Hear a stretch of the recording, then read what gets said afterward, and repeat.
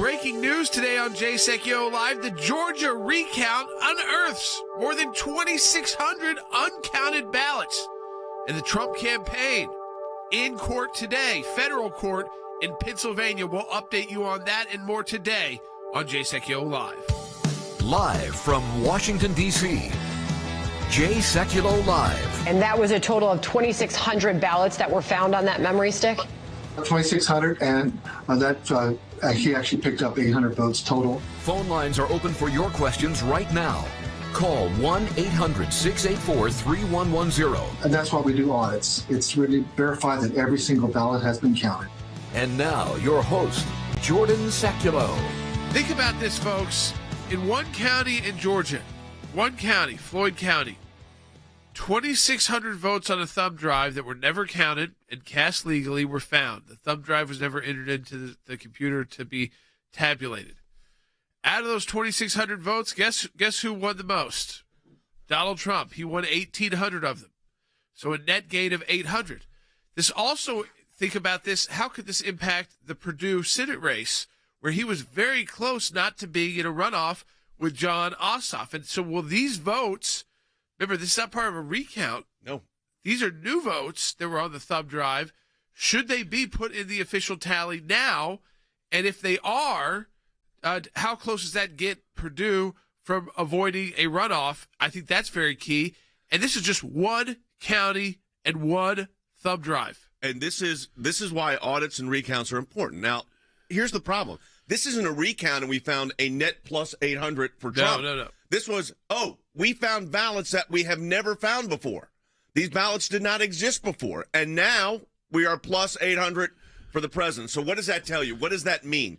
That means that you've got to really dig deep into all of this because something's just not right in the process.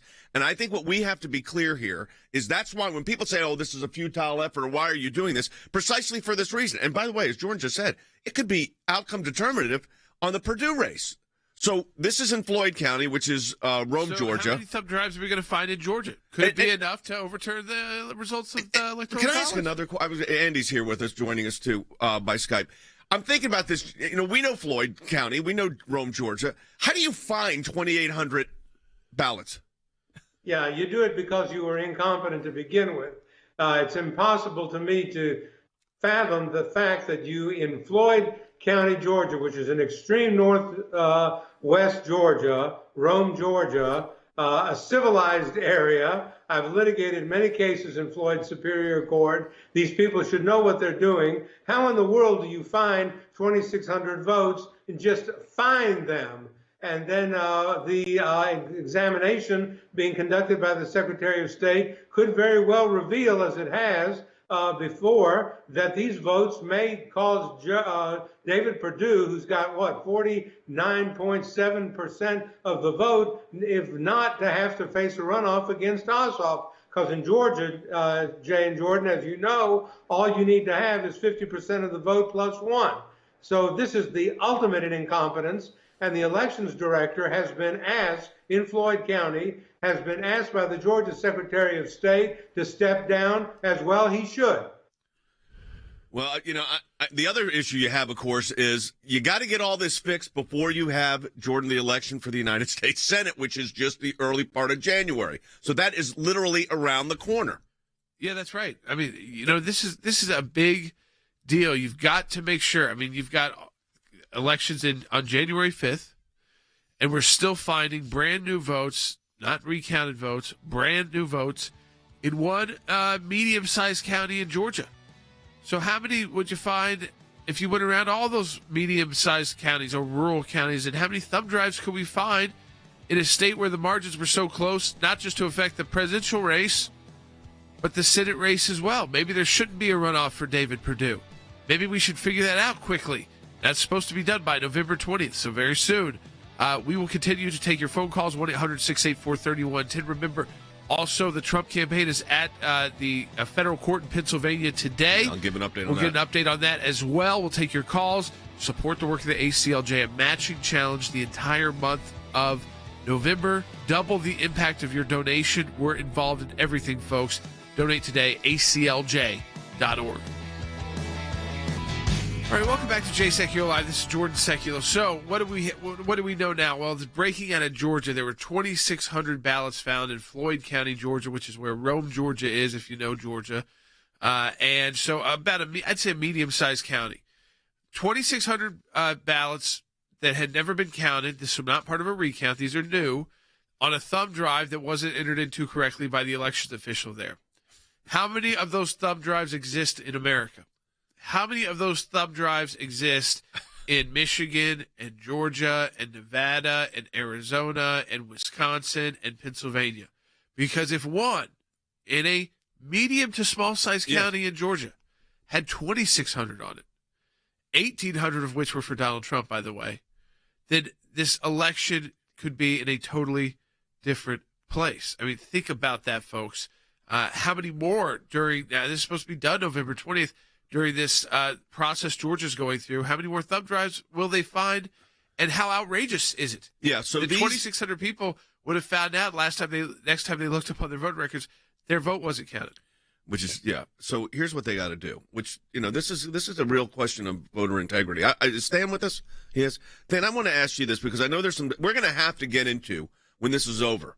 Voter integrity issues nationally, because this is a serious problem. I mean, it is a really serious problem. You've got 2,600. I'm sure that's the tip of the iceberg. Votes that were never counted. Yeah, you're talking about a state Not recount, that took never days. counted. Right. In a state that took days to determine a winner, Jay. I mean, if the election was that close and yet you've just now got votes that aren't being counted, that is undermining the integrity of the vote.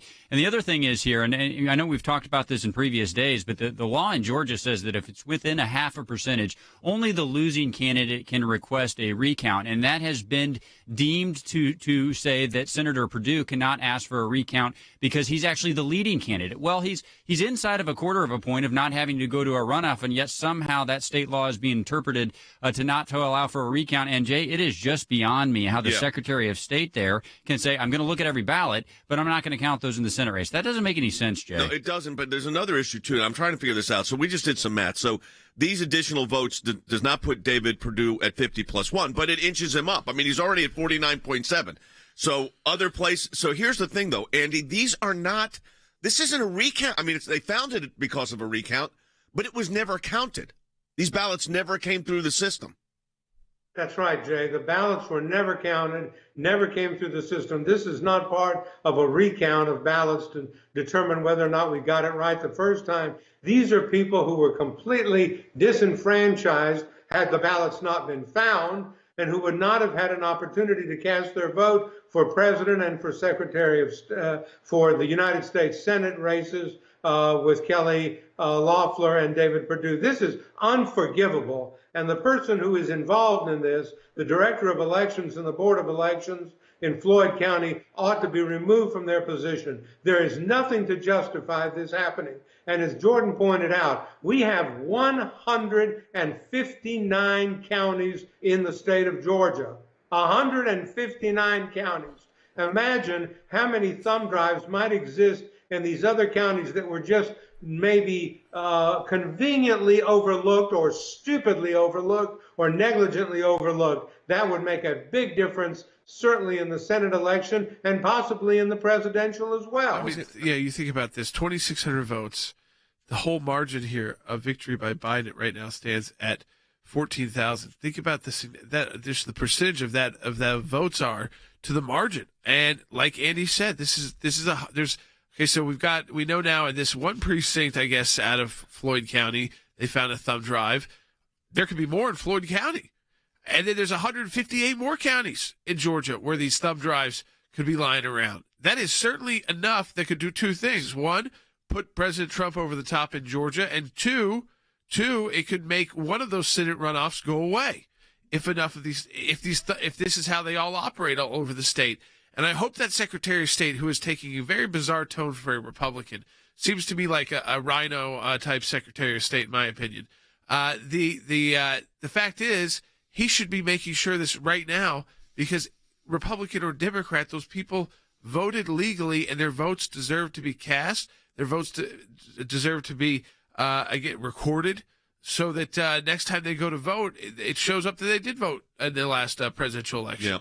It's interesting also because this is coming immediately as today at 1:30.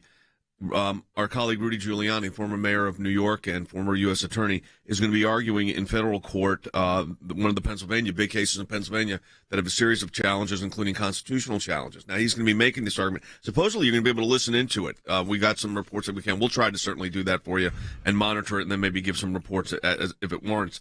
But the interesting aspect of this is the Pennsylvania case is the one where we have that stay in place that Justice Alito issued now 2 weeks ago. And, Andy, what's fascinating to me, and we were in Washington working on this last week, is that stay was referred to the court for disposition, yet instead of ruling on it, per se, they have allowed Justice Alito's stay, which can stay. I mean, it's just as valid as if the whole court did it. They've allowed that stay to stay in place, which in a sense is giving the opportunity for these cases to be litigated out, at least in Pennsylvania.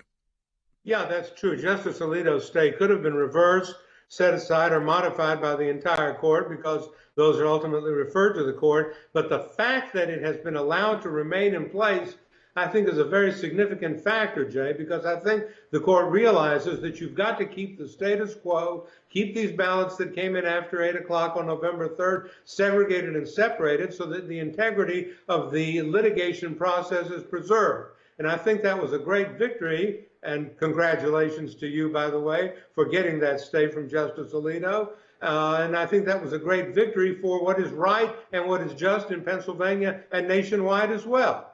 Well, look, first of all, a team of lawyers worked on that, and we're glad that for everybody's help. Here's the thing that I think we need to look at, and this is what I want to get into now, is we've got this case in Pennsylvania. It looks like there's going to be one filed in Georgia today. I think Rick Grinnell's team out in Nevada with Adam Laxalt, they may be filing something today. And he'll be joining us in the next half hour of the broadcast. You're seeing what's happening here. This is kind of this patchwork, and people are saying, why aren't you doing this everywhere? Well, you do it in the states that make a difference. We need to explain that to everybody. There may have been, abuse in Illinois, but that's not in play. California. Yeah, or California. And unless it relates to a local, like a federal House race, and there's obviously, if it relates to a local race, they'd be handling it locally at a very local level in court. If it happened to do with a House or Senate race, the RNC would be involved, and it is involved. So it is happening at smaller levels as well. It's just not getting the same kind of attention because it's not the presidential race or one of the Senate runoffs that could determine the outcome of the U.S. Senate.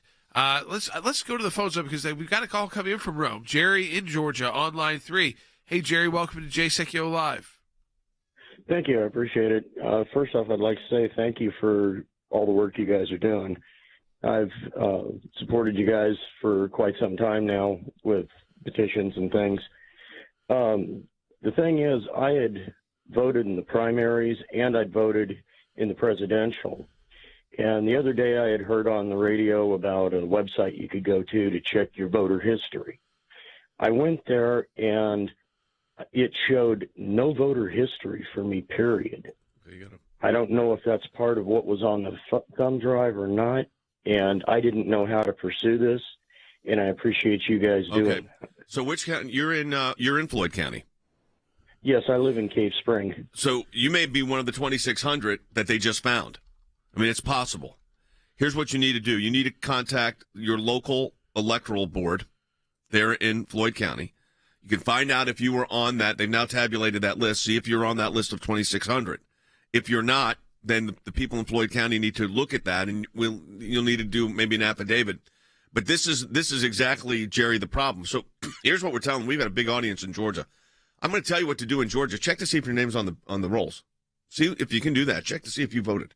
I don't know. Are those out yet, Jordan, in most places? Well, like at Jerry, you can check. Yeah, you should be able to check on the website. You should be able to check to see if your vote was counted. Yeah, if you've got the information. Then people need to be doing that because this is 2,600 votes. And like I said, at the same time, we've got litigation going on and may well have a case filed in Georgia, another case filed in Georgia today and Nevada. So there you have it. So, folks, coming up again, we're going to get more into this. Rick Grinnell going to be joining us, too, on Nevada. He's got a new piece up at aclj.org detailing the issues there they are facing in Nevada. It's called Lower Integrity of Signature Matching in Nevada Should Be a Concern for the Court. The integrity of our elections at stake. He's talked about that. He'll be talking about more of what they'll be doing in Nevada. He's a special advisor to the ACLJ as well, coming up soon in the second half hour. And we'll be taking more of your phone calls at 1-800-684-3110. That's 1-800-684-3110. 110. Let me just tell you right now, we are in an important time of the month of November for the ACLJ is a matching challenge month. What does that mean? That means that every donation that comes in, we've got a group of donors that have said, hey, we're going to match all the donations that come in through the month of November. So you double the impact your donation. You donate $20, that's like donating 40. 40 is like donating 80, but you're only charged 40.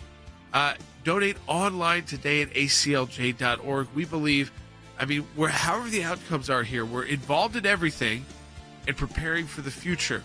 Whether it's a future with Trump or Biden, we're ready to go even before day one. We're ready to go right now. Support the work of the ACLJ and our matching challenge. We'll be right back on Jay Secchio Live.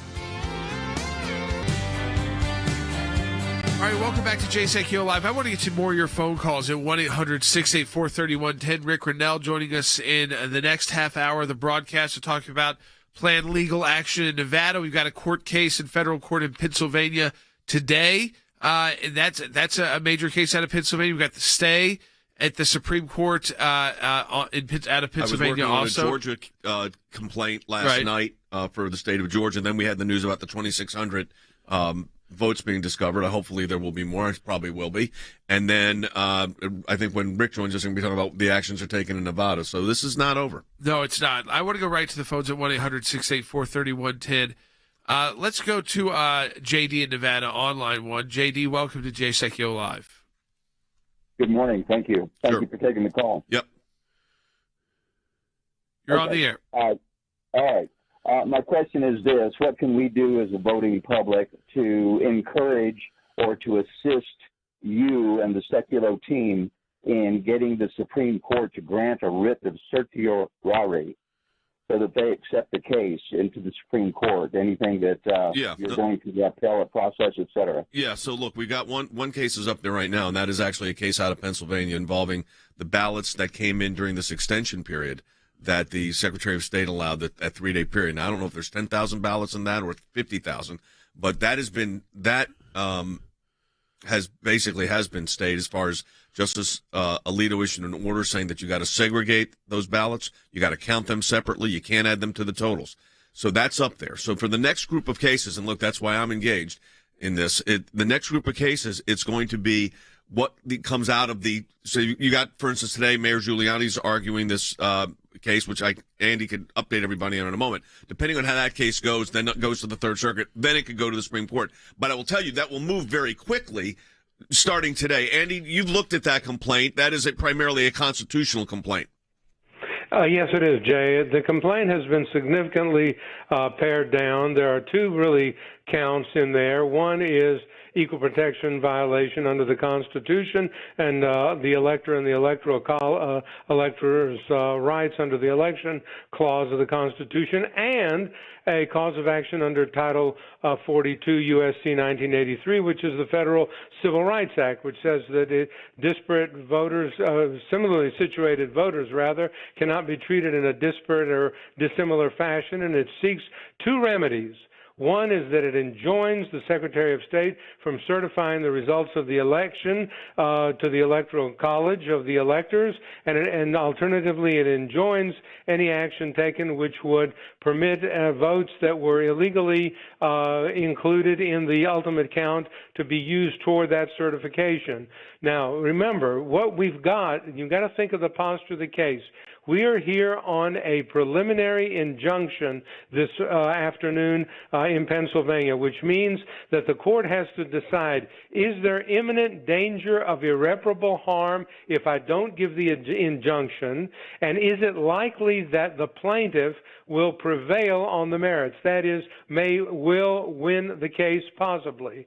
And if the court finds those two factors are present, and I think it should find that those factors are present, then the injunction will issue. If not, and it's denied, it could go to the Third Circuit, and from there, as the caller mentioned, on certiorari, on a writ to the Supreme Court of the United States.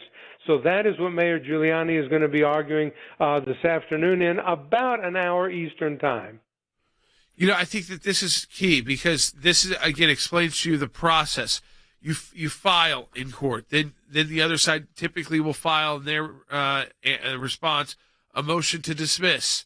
Then you take that into court, and you've got to overcome the motion to dismiss, not just in writing, but actually in oral argument. If you overcome the motion to dismiss, then you get to the merits at the district court level. And ultimately, regardless of where where that's set for Thursday. Yeah, if we win the motion to dismiss Thursday, boom. Yeah, that's how quick this is going to move everybody. So you go Thursday, then probably a quick decision out of the district court. Then that can be appealed to the Court of Appeals, and then that can be appealed to the Supreme Court. And again, the big first test, though, Dad, always is getting through the motion to dismiss on these cases and making that claim, like Andy walked us through, that there's got to be a remedy, there's got to be a real harm here, and that they're standing. So it's standing, remedy, harm, and that it tips in your favor. That's what the court's going to be looking at today. In some of these cases, it's different allegations. I'm getting word that in Michigan, the certification, which was supposed to come, I guess, on Thursday from Wayne County, may not come. These are just things we're starting to hear. So I think there's enough questions out there still right now that this is very much still in play. But look, the mainstream media is going to say what they're going to say. There's nothing we can do about that. Does that mean that these are successful? Well, we're going to know at the end of the court run. It's got to be done by December 14th because that's when the Electoral College meets. So this is so wherever you are on this, it's a very short fuse of time frame here to get this done. Exactly right. And I think that has got to be, one, good for everybody who's listening right now. There is a time frame. There's an end date on this. It's not going to be never-ending litigation. And this is not like dealing with the Department of Justice on, probes and things like that. The courts are moving quickly. The states are moving quickly. All of this is really, the electors issue, the failed elections issue. Like if Wayne County can't certify, its election results, the biggest county in Michigan, should the state legislature declare a failed election in Michigan and then decide the electors on their own, which could change if 3 or 4 states did that, the outcome of the election. By the way, there's a federal law that allows them to do that, and it doesn't define what failed is. So it's up to them to define what failed is. I want to go to your phone calls, 1-800-684-3110. Layla on California, line 2. Layla, welcome to Jay Secchio Live.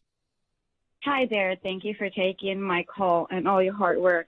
My question is that I'm seeing a lot of far-left organizations here in California telling these Californians to go to Georgia and vote or whatever. But I thought you have to be a resident of Georgia to even be involved. You do have to be a resident of Georgia. There is this move to try to get people to move there en masse, but there is also an intent issue here. And people that are moving just to vote and then are going to change their residence back to where they came from. Severe legal jeopardy. You could be in Andy, that could be a felony.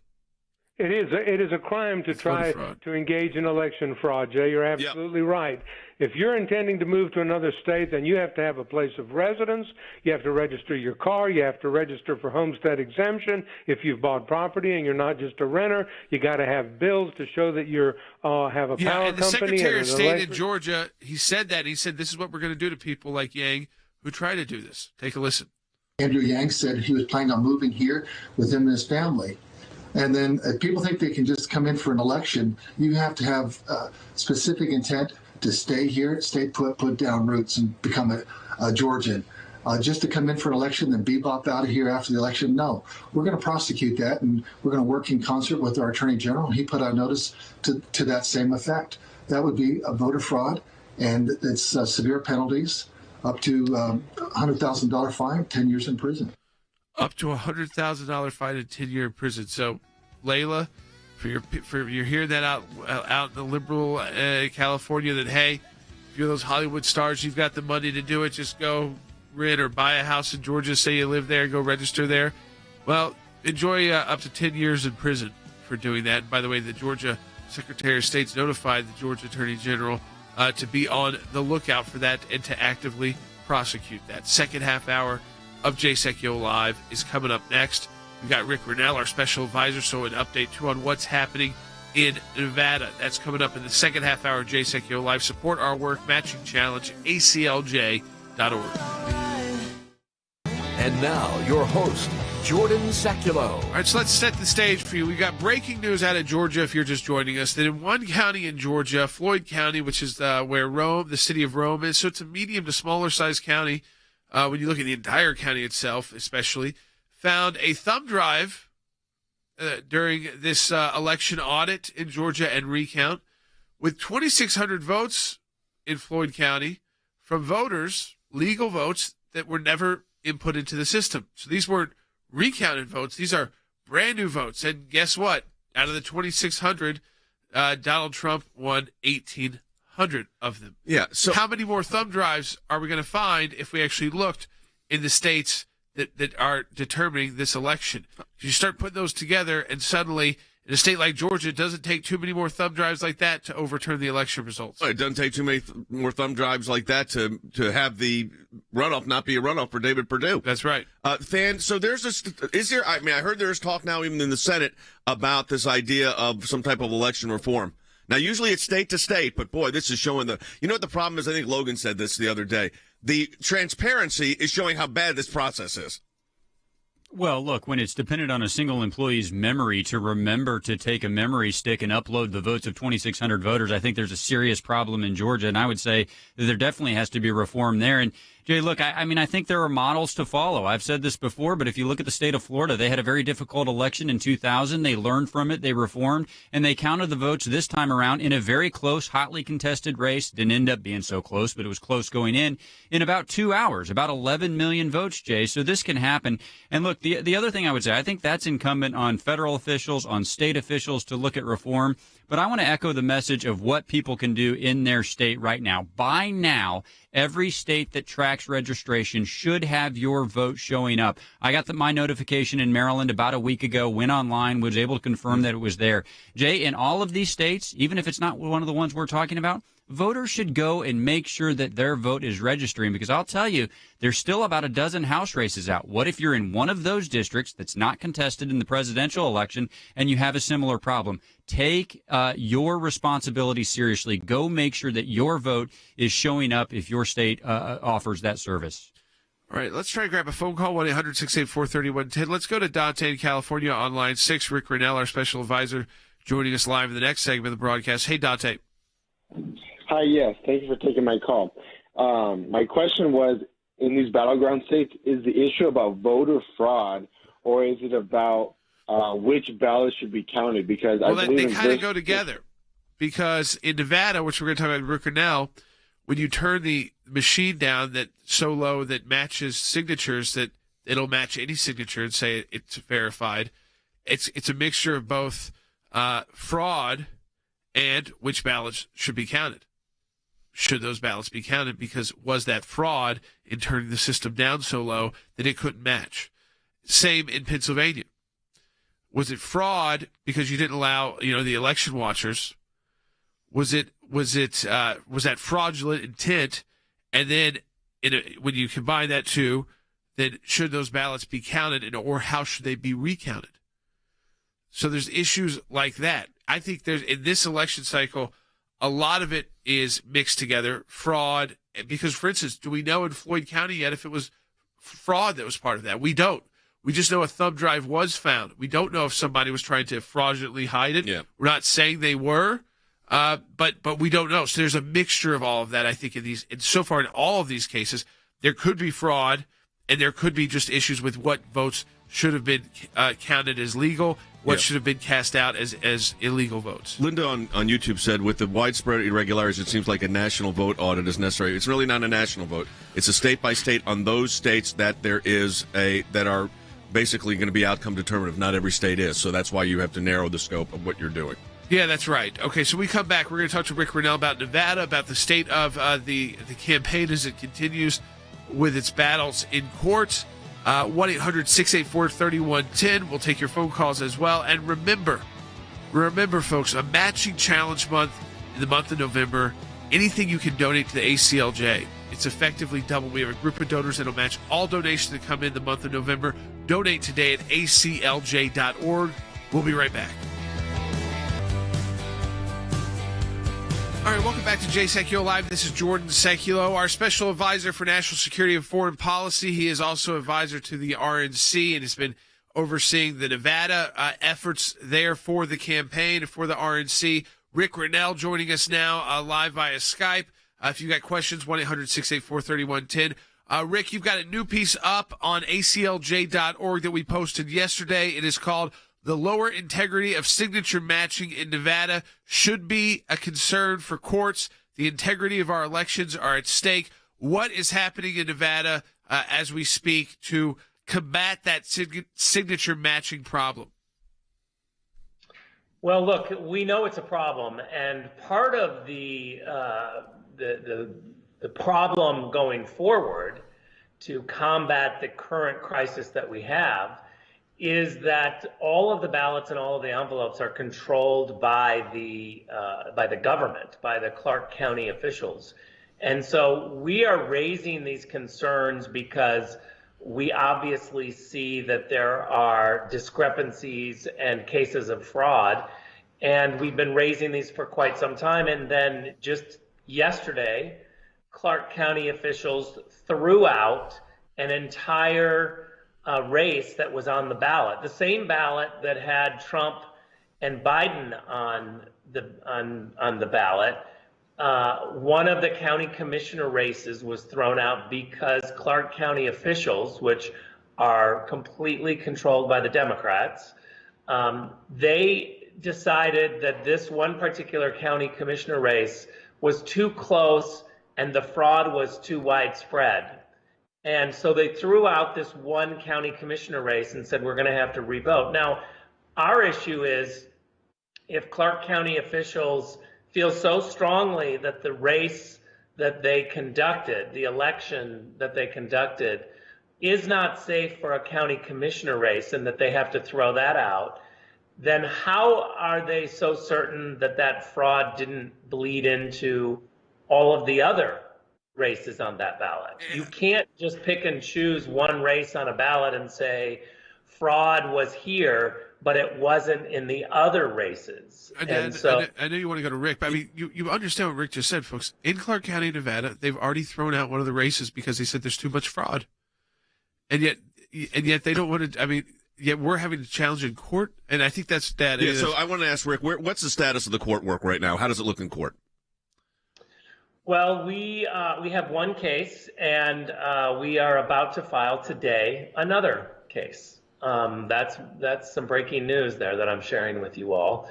Later today, we will file another case which picks up on the fact that the Clark County officials have thrown out 153,000 ballots in one race, in a county commissioner's race. Now, you have to suspend reality and common sense if you think that one particular race on a long ballot is the only one with fraud. If Clark County officials feel like there's enough fraud to throw out the county commissioner race, why isn't there enough fraud to throw out the Trump-Biden vote as well in Clark County? And I think when we ask these questions, we don't have sufficient answers from the government agencies. The Clark County officials are saying things like, well, we don't even investigate fraud. We just kind of stumbled upon this fraud because the Secretary of State is the one who investigates. We don't have the ability to investigate.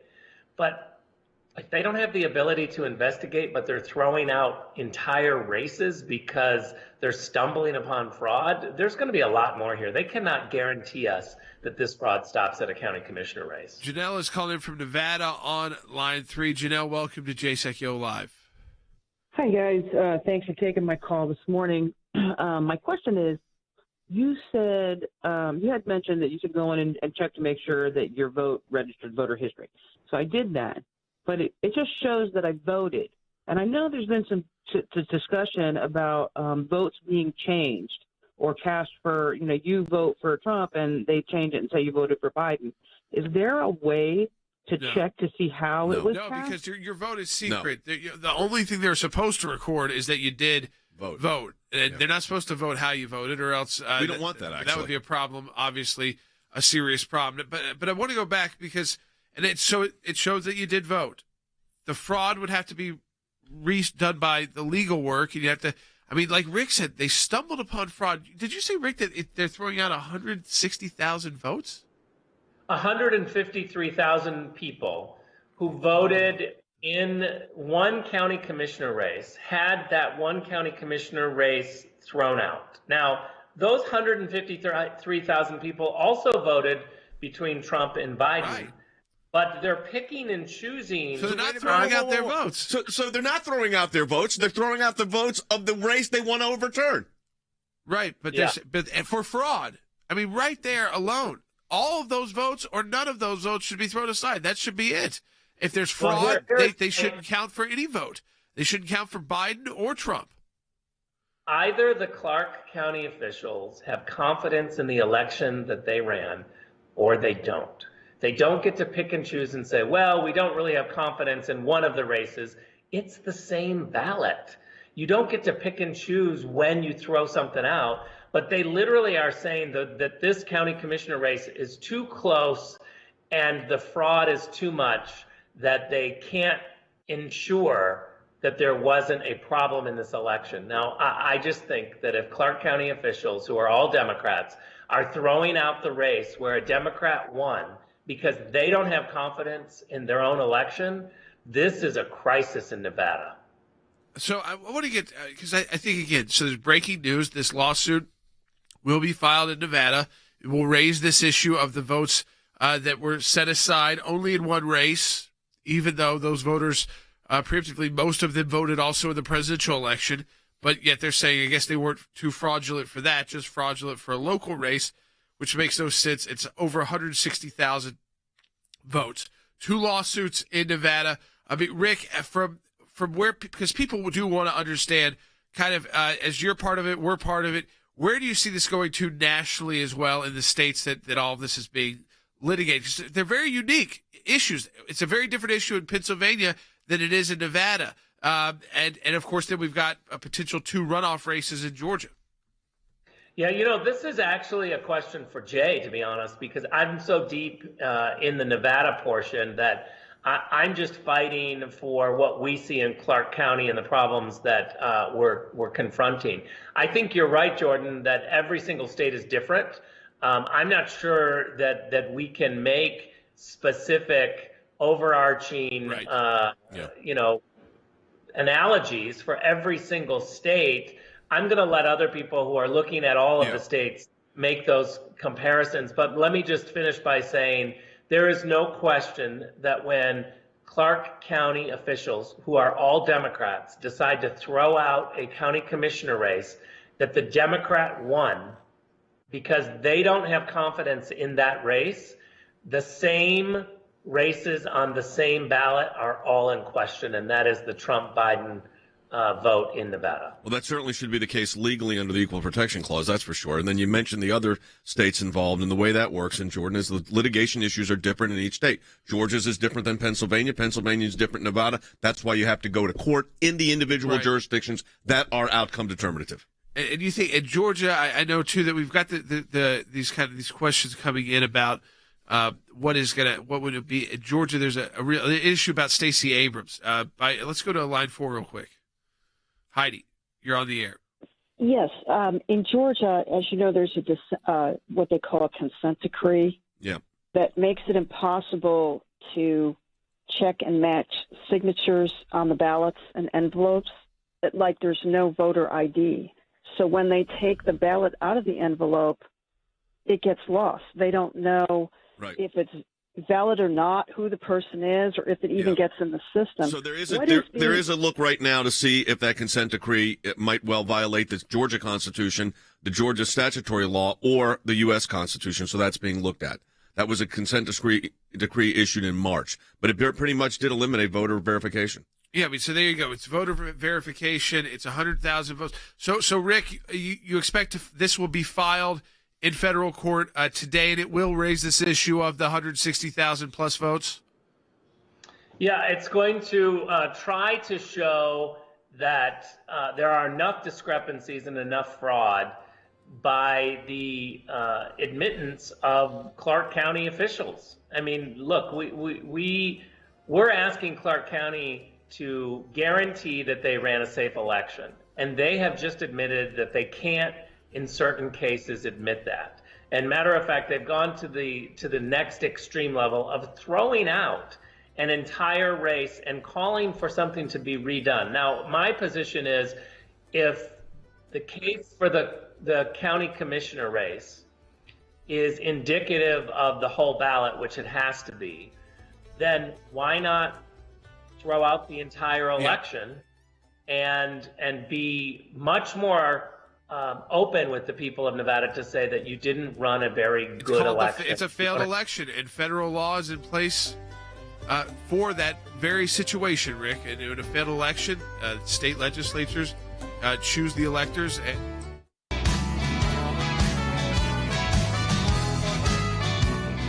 right, welcome back to Jay Secchio Live. This is Jordan Secchio. In our final segment, we want to take as many calls as we can. We've also got Harry Hutchinson joining us, and Rick Rennell was breaking news. I just want you to know that's live. He's joining us via Skype. He's a special advisor to the ACLJ, but in a different role. He is also an advisor to the RNC, and like he said, he's overseeing everything in Nevada. Second lawsuit to be filed there today.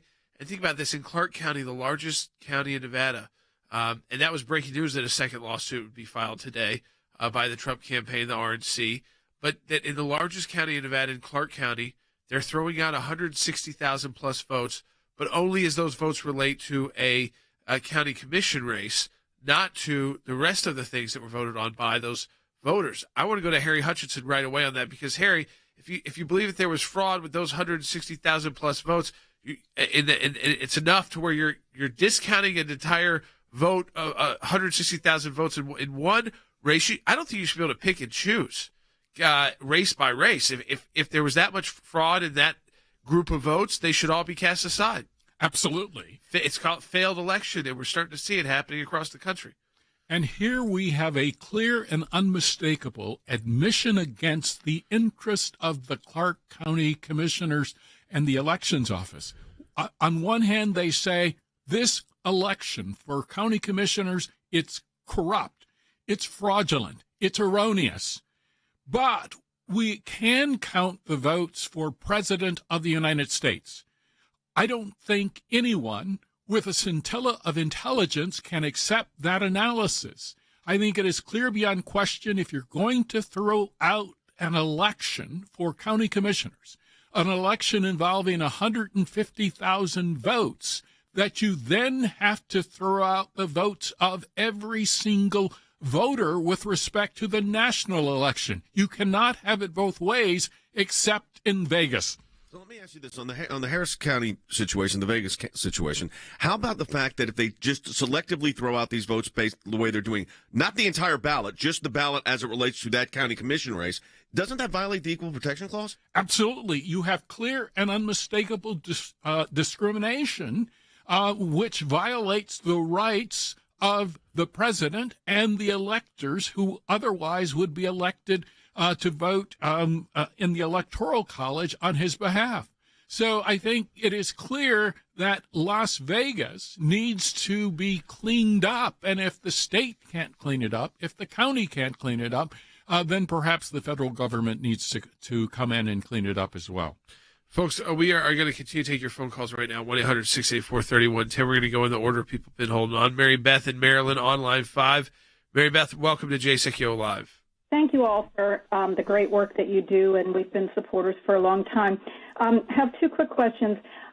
Maybe I missed this in history or civics class somewhere, but why don't we have a standard election process for any positions at the federal level, executive branch, legislative branch? Why don't we have a standard process for that across the states instead of allowing each of the states to have their own election process? That's the first question. And the second one is, Fan said that he lives in Maryland and he checked his vote. I'm wondering how to do that. I live in Maryland too, and trying to figure out how to. Go ahead. Tell Mary Beth how to check the vote. Yeah, you get an email if you voted by absentee. If you did not, you can go on the Secretary of State's website, and there is a button that says check the status of your vote. And the other question is very simple. The states under the Constitution get to set the election rules. That's right. That's why it's tough to make uniform federal election rules at all. And you're supposed to be equal protection, so that they can create their own rules. We all are supposed to be treated equally, even if they have kind of different laws and different procedures.